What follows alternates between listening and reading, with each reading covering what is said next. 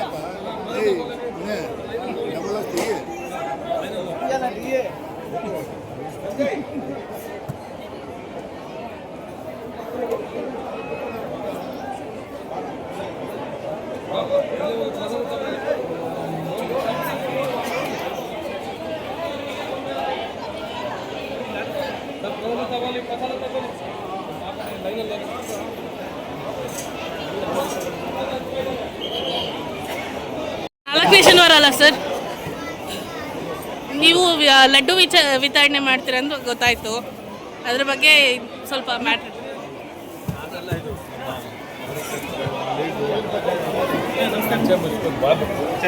ಪ್ರತಿ ವರ್ಷ ಮಾಡ್ತಾರೆ ನೋಡಿ. ಪುಳಿಯೋಗರೆ ಮಾಡ್ತಾರೆ.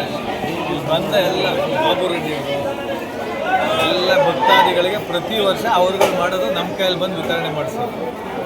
ಎಲ್ಲ ಭಕ್ತಾದಿಗಳು ಬಂದವರಲ್ಲಿ ಖುಷಿಯಾಗಿ ಇಲ್ಲಿ ಹೋಟ್ಲುಗಳು ಸಮಸ್ಯೆ ಇರೋದ್ರಿಂದ ಅವರಿಗೆ ಫಲಹಾರ ಪ್ರಸಾದ ಎಲ್ಲ ಪ್ರತಿ ವರ್ಷ ಮಾಡ್ತಾರೆ. ಸುಮಾರು 1 ಲಕ್ಷ ಜನ ಬರ್ತಾರೆ ಅನ್ಸುತ್ತೆ ಬೆಳಗ್ಗೆ ದಿವಸ.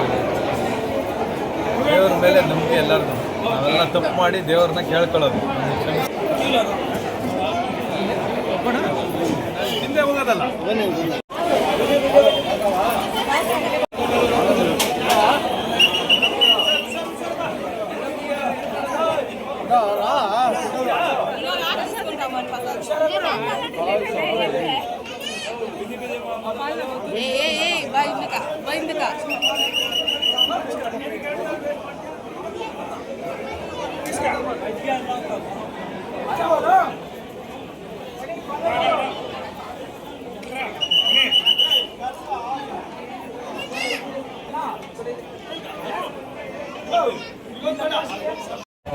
ಎಲ್ಲರೂ ಒಳ್ಳೇದು ಮಾಡಲಿ, ಎಲ್ಲರೂ ಚೆನ್ನಾಗಿರಲಿ. ಇಲ್ಲಿ ಬಂದಂಥ ಭಕ್ತಾದಿಗಳಿಗೆಲ್ಲ ಪ್ರಸಾದಗಳು, ಅವ್ರಿಗೆಲ್ಲ ಸೌಕರ್ಯಗಳು ವಾಲೆಂಟ್ರಿಗೆ ಎಲ್ಲರೂ ಮಾಡ್ತಾಯಿದ್ದಾರೆ. ಅವ್ರಿಗೂ ಎಲ್ಲ ಒಳ್ಳೆಯದಾಗಲಿ. ಇನ್ನೂ ಚಿಕ್ಕ ಖ್ಯಾತಿ ಇನ್ನೂ ಚೆನ್ನಾಗಿ ಬೆಳೀಲಿ. ಇಲ್ಲಿ ಬಂದಂಥ ಜನಕ್ಕೆಲ್ಲ ಒಳ್ಳೆಯದಾಗಲಿ ಅಂತ ಕೇಳ್ತಾರೆ. ಈಗ ನೀವು 5 ವರ್ಷ ಅಧಿಕಾರದಲ್ಲಿದ್ದರೆ ನಾವು ಸಾಕಷ್ಟು ಚಿಕ್ಕ ದೇವಾಲಯ ಅಭಿವೃದ್ಧಿ ಆಗಿತ್ತು, ಈಗೂ ಸಹ ನಡೀತಾ ಇದೆ. ನಿಮ್ಮ ಇದ್ರ ಬಗ್ಗೆ ಏನು ನಾವು ಅಂದ್ಕೊಂಡಿದ್ದೇ ಬೇರೆ, ನಮ್ಮ ಬ್ಲೂ ಪ್ರಿಂಟೇ ಬೇರೆ ಇತ್ತು. ಇಷ್ಟೊತ್ತಿಗೆ ನಾವು ಕನ್ಸ್ಕೊಂಡಿದ್ದೇ ಬೇರೆ ಆಗಲಿಲ್ಲ. ಹೊರ ದಿನಗಳಲ್ಲಿ ಅವಕಾಶ ಕೊಟ್ಟರೆ ಮಾಡ್ತೀವಿ. ಎಲ್ಲೂ ವಿಮರ್ಶೆ ಮಾಡೋದು ಅವ್ರನ್ನ ಇವರಿಗೆ ನಾವು ಅಂದ್ಕೊಂಡಿದ್ದೇ ಬೇರೆ. ಕ್ಲೀನಿನೆಸ್ ಮುಖ್ಯ. ಜನರಿಗೆ ಬಂದರೆ ಉಳ್ಕೊಳ್ಳೋಕ್ಕೆ ಜಾಗ ಬೇಕು. ತುಂಬ ಜನ ಮಹಿಳೆಯರು ಬರ್ತಾರೆ, ಟಾಯ್ಲೆಟ್ಸ್ ಬೇಕು, ನೀಟಾಗಿಲ್ಲ. ಹೆಂಗಿರ್ಬೇಕು ಟಾಯ್ಲೆಟ್ ಅಂದರೆ ನಾವು ಸ್ಟಾರ್ ಹೋಟ್ಲಲ್ಲಿ ಹೋಗ್ತೀವಲ್ಲ ಆ ಥರ ಇರಬೇಕು. ನೀಟಾಗಿ ಧರ್ಮಸ್ಥಳದಲ್ಲೆಲ್ಲ ಇದೆಯಲ್ಲ ಆ ಥರ ನೀಟಾಗಿಟ್ಟರೆ ಇನ್ನೂ ಜನ ಬರ್ತಾರೆ. ಧರ್ಮಸ್ಥಳ ಥರ ಮಾಡೋ ಥರ ಇದೆ. ಅದೇ ನನ್ನ ಯೋಚನೆ ಇದ್ದಿದ್ದು. ಅದೇ ದಿನ ಊಟ ಹಾಕ್ಬೇಕು ಅಂತಿದ್ದೆ. ದಿನ ಒಂದೇ ಸಲ ಕೂತ್ಕೊಂಡ್ರೆ 2,000 ಜನ ಕೂತ್ಕೊಂಡು ಊಟ ಮಾಡೋ ಡೈನಿಂಗ್ ಹಾಲ್ ಫೆಸಿಲಿಟಿ ಮಾಡಬೇಕು. ಎಲ್ಲ ಬರೋ ದಿನಗಳಲ್ಲಿ ನೋಡೋಣ, ದೇವರು ಅವಕಾಶ ಕೊಟ್ಟರೆ ಮಾಡೋಣ.